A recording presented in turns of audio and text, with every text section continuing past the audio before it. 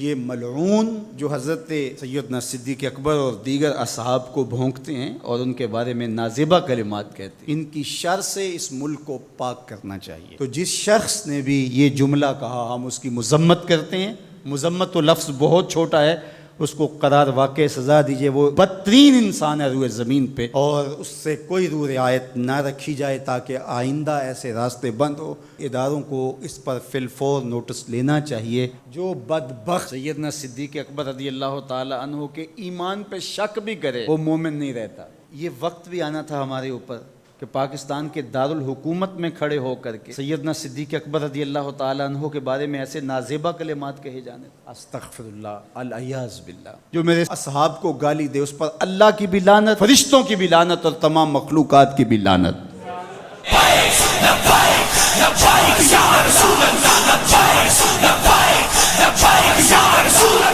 جو بدبخت سیدنا صدیق اکبر رضی اللہ تعالی عنہ کے ایمان پہ شک بھی کرے وہ مومن نہیں رہتا۔ یہ وقت بھی آنا تھا ہمارے اوپر کہ پاکستان کے دارالحکومت میں کھڑے ہو کر کے سیدنا صدیق اکبر رضی اللہ تعالی عنہ کے بارے میں ایسے نازیبہ کلمات کہے جانے تھے، استغفر اللہ، العیاذ باللہ۔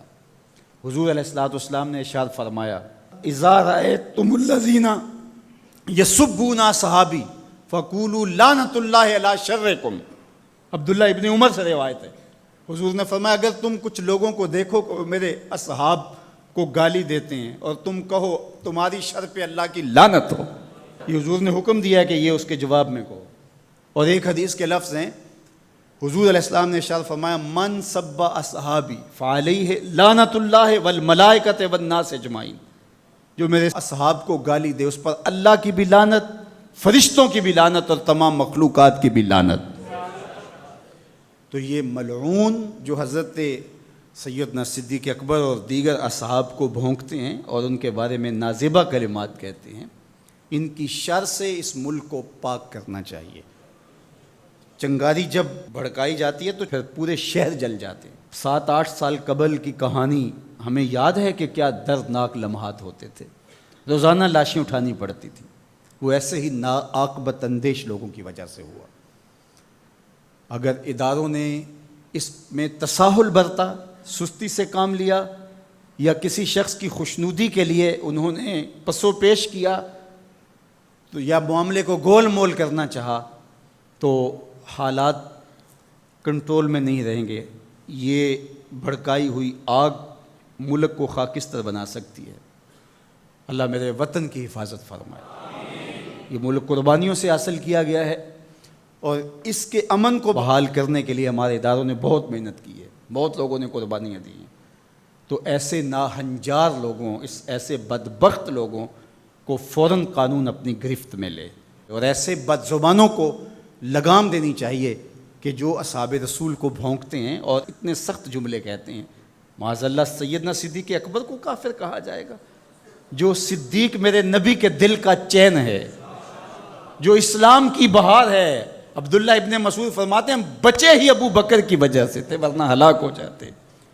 جس ابو بکر رضی اللہ تعالیٰ عنہ کو حضور نے مصلی پہ کھڑا کیا، جس ابو بکر رضی اللہ تعالیٰ عنہ پہ اتنا اعتماد تھا کہ ہجرت والی رات ان کا انتخاب کیا، حضرت سیدنا عمر رضی اللہ تعالیٰ عنہ نے حضرت ابو بکر رضی اللہ تعالیٰ عنہ کا ذکر کیا اور رو پڑے اور کہا کہ ابو بکر میری زندگی کی ساری نیکیاں لے لے اور غار والی ایک نیکی مجھے دے دے۔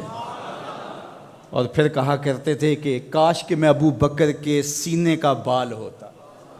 ابن جوزی نے لکھا ہے کہ ہمارے بزرگ اور اسلاف جو تھے وہ ابو بکر و عمر رضی اللہ تعالی عنہما کی محبت اپنی اولاد کو یوں سکھایا کرتے تھے جیسے قرآن کی آیتیں سکھائی جاتی۔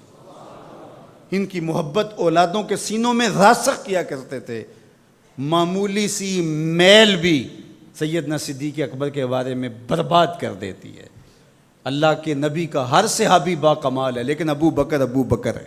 جے شک ہووی تے چل مدینے، جے شک ہووی تے چل مدینے، آ ویخ لے جوڑ مزاراں دا بن یار نبی دیاں یاراں دا۔ تو ان سے ہماری محبت کا رشتہ استوار ہے۔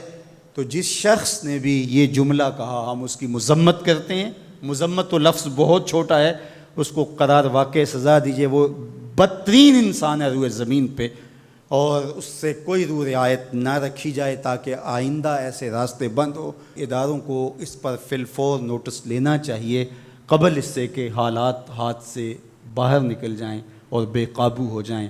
اللہ ہم سب کو اپنی رحمتوں کے حصار میں رکھے.